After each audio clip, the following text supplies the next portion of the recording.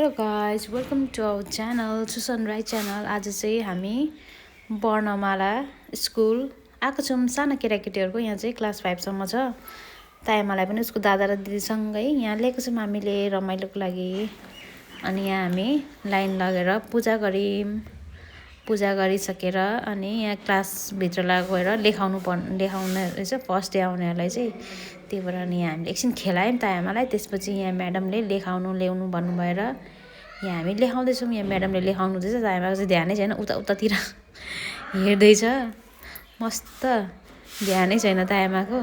एकछिन लेखाएको जस्तो लेखाउनु खोज्नुभयो, उसको ध्यानै थिएन। र पनि यसो हात पक्रेर यसो ट्राई गराएको। त्यसपछि आफै लेख्नु लगाएको। ऊ तायामा कोर्दै बस्दैछ। हाम्रो तायामा चाहिँ कोर्नु पायो भने उसलाई मजा लाग्छ।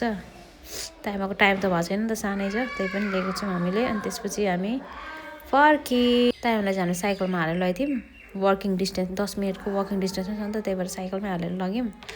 यहाँ चाहिँ तायामा साइकलमा यहाँ नियोमा मस्त आउँदैछौँ हामी।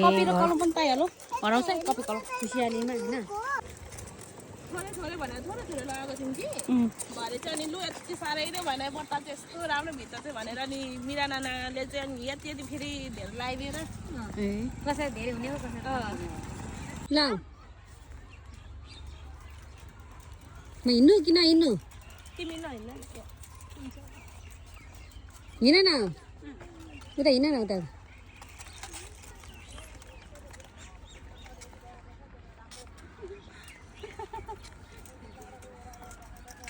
ला भिडियो पो गरेछ ठक्करै। उता हेर्नु न उता